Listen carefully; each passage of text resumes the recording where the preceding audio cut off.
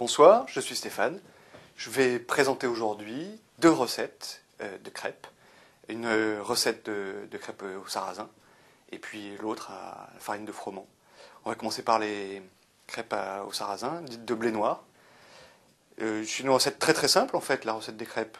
500 g de farine de sarrasin, 15 g de gros sel et puis un petit peu plus d'1 litre d'eau et puis de l'huile de coude.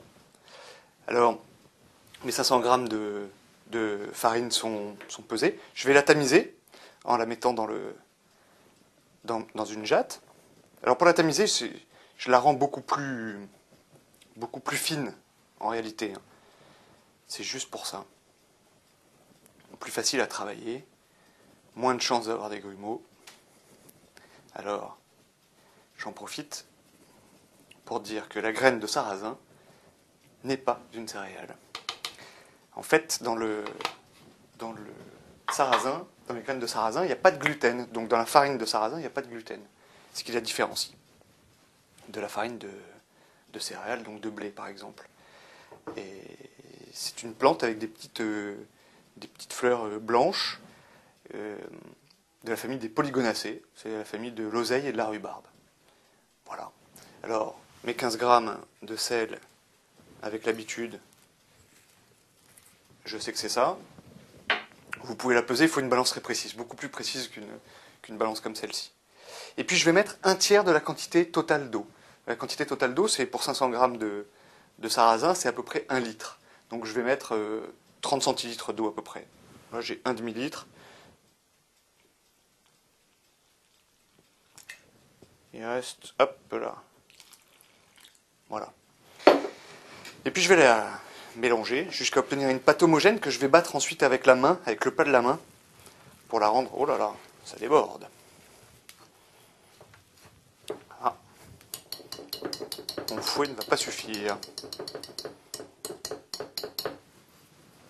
Voilà, je vais finir à la main.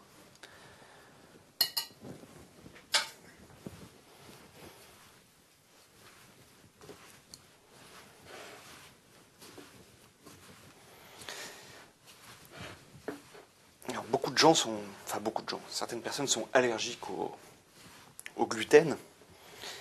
Alors il faut savoir que dans les crêperies qui ne rajoutent pas de farine de froment dans la pâte à crêpes de blé noir, bah c'est super, c'est-à-dire que ces gens-là peuvent manger des crêpes. Je rajoute un petit peu d'eau, on voit bien, c'est pas assez fluide.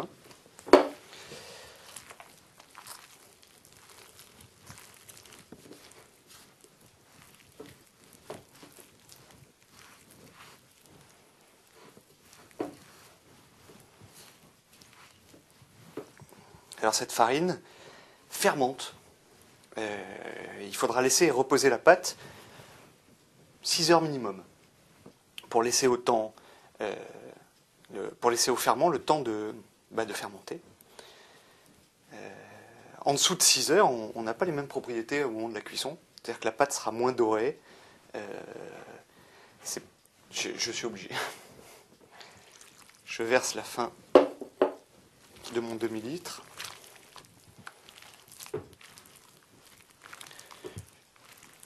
Voilà, on voit, elle commence à se fluidifier un petit peu. Donc pas de grumeaux. Je l'ai tamisée pour la rendre plus facile à travailler. Avec une farine de blé, tamisée limite le nombre de grumeaux. Alors,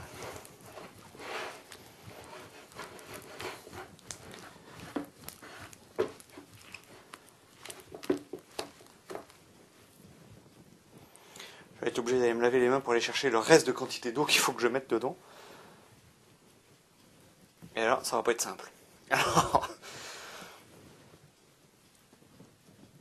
voilà. Je me lave les mains.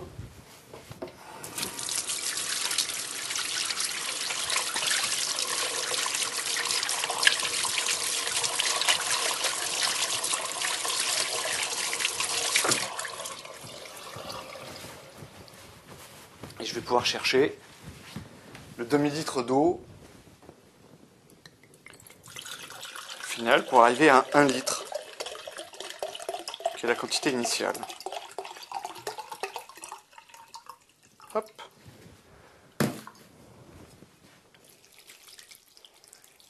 Voilà. Alors au fouet peut-être maintenant. Je devrais pouvoir... Voilà. Alors si vous n'avez pas 6 heures devant vous pour faire reposer cette pâte, il y a des solutions de substitution qui existent. Hein. Rajoutez un petit peu de lait ribot dans votre pâte pour accélérer la fermentation. Le lait ribot, c'est un lait fermenté. Ça accélère la fermentation. Et pour la rendre croustillante et dorée, un petit peu de miel. Voilà. Mais je rappelle, ce sont des solutions de substitution. Il vaut bien mieux faire... C'est vite fait, donc il vaut mieux la faire tôt le matin pour le soir ou à midi pour le soir. C'est bien mieux de lui laisser le temps de fermenter naturellement. Alors je la délaye tout doucement. Hein. J'ai encore quelques boulettes de cette farine sans gluten.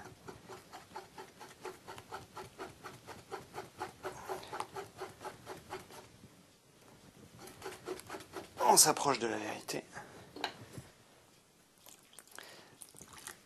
Alors, les pâtes à crêpes, on parle souvent, ou on entend souvent parler de réglage. Le réglage d'une pâte à crêpes, c'est ce qu'on apporte comme liquide à la fin, au moment de servir la crêpe, enfin de tourner la crêpe, de la cuire, pour que la pâte soit plus ou moins liquide. Alors pour la pâte de crêpes au sarrasin, le réglage, c'est plus ou moins 10 centilitres d'eau ou de lait qu'on ajoute au dernier moment pour la rendre plus ou moins fluide. Et enfin, dernier détail, c'est pas parce que votre pâte paraît épaisse qu'elle est moins facile à étaler sur une crêpière qu'une pâte liquide. Aussi surprenant que cela puisse paraître. Mais nous verrons ça au moment de tourner les crêpes sur la crêpière.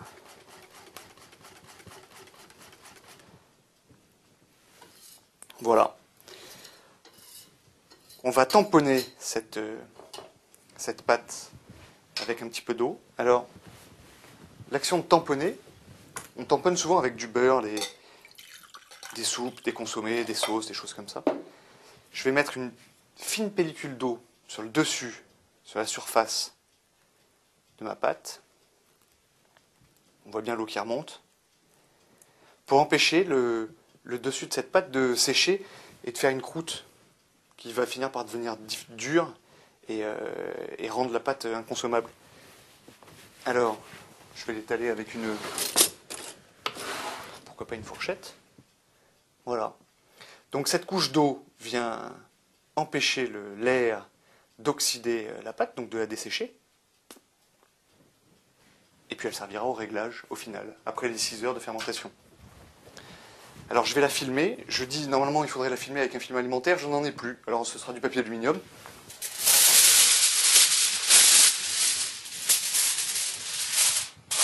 Et au réfrigérateur pendant 6 heures.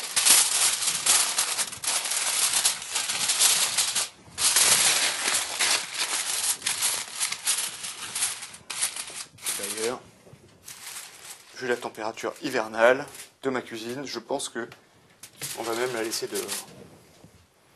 Voilà, nous reviendrons dans 6 heures pour tourner les crêpes.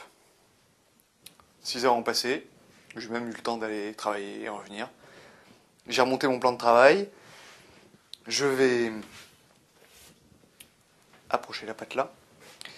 On voit bien le tampon que j'ai fait à l'eau tout à l'heure. Hein. J'étais obligé de changer de récipient. On va regarder si la pâte est bien réglée. Alors, du coup, je la remélange. Hein. Je mélange l'eau qu'il y avait en guise de tampon au reste de la pâte pour que ce soit vraiment très homogène. Et puis, si elle est bien réglée, je ne rajoute rien. Si elle est trop épaisse, je rajouterai un petit peu d'eau ou un petit peu de lait.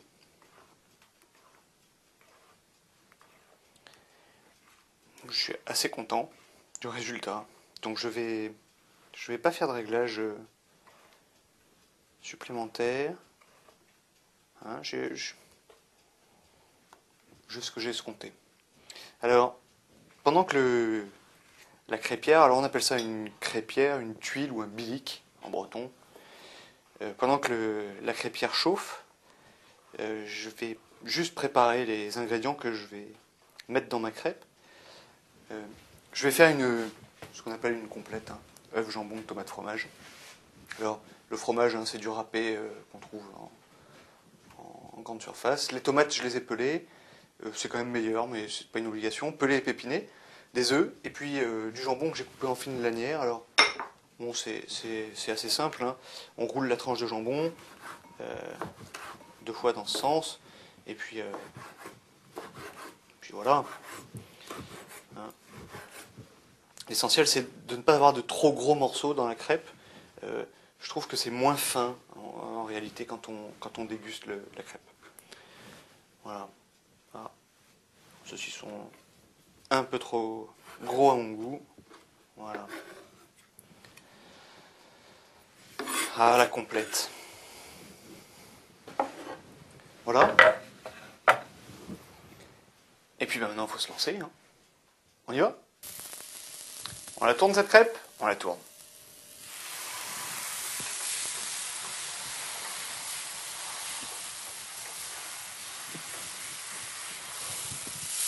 C'est là qu'il faut se retourner.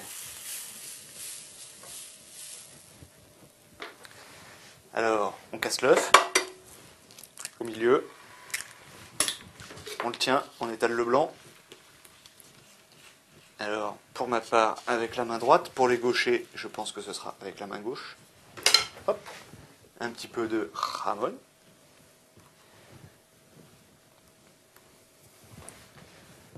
Tomate. Tout simplement. Et fromage.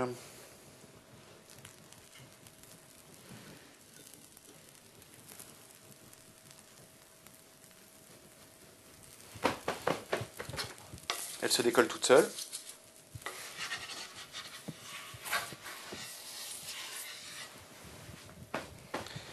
Mon assiette est prête. Et nous allons servir une complète pour la table numéro 12. Œufs, jambon, tomate, fromage. Alors évidemment, la crêpière de Logona d'Audace vous la fera bien carré. Moi, je ne suis qu'un amateur. Bon appétit!